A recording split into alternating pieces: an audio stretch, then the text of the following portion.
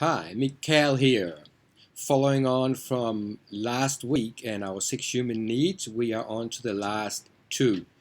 And to avoid these videos getting too long, I will do the last two in two videos because they are that important.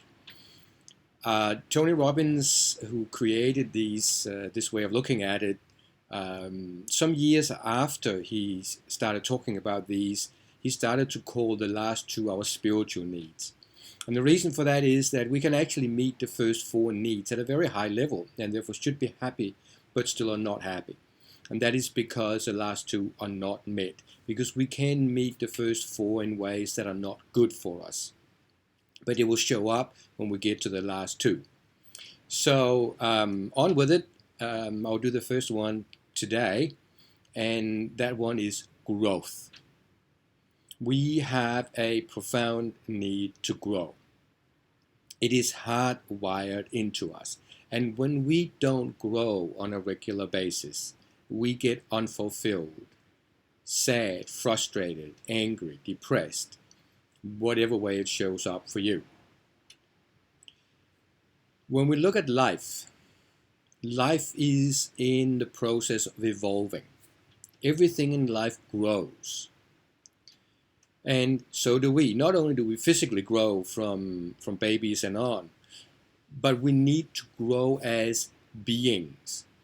And another way of putting that is evolving, or a third way of putting that is getting better at whatever it is that we're doing. So when you become better at business, at work, better as a husband or a wife, a partner, better as a parent, better as a golf player, better at anything, it always feels good.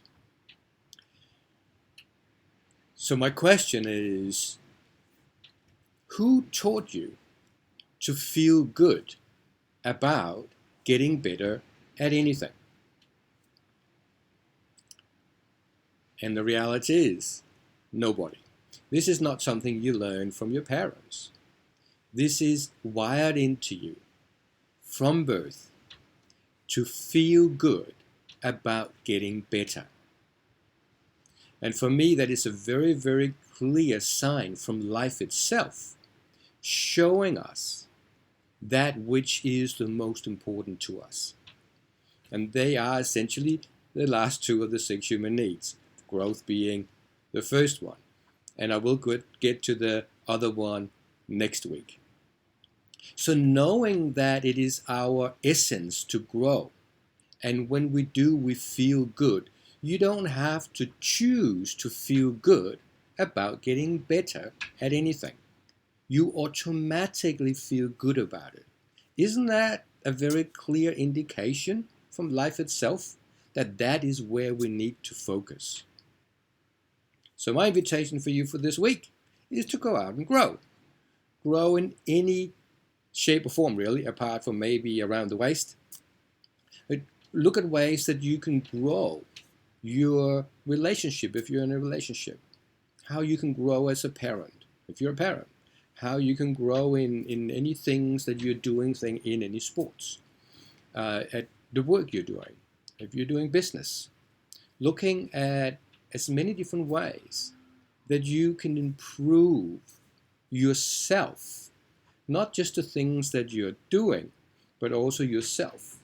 And with that also comes improving the depth of connection that you can create with yourself. Because that is also growth, and we often refer to that as personal growth or spiritual growth. So whenever we grow personally and spiritually, we are also feeling that sense of fulfillment that comes from growth. So if you stop growing, you're going backwards by default. Keep on to it. So all the best for this week with some good growth, and I'll be happy to hear some feedback from you how you did that and how it worked.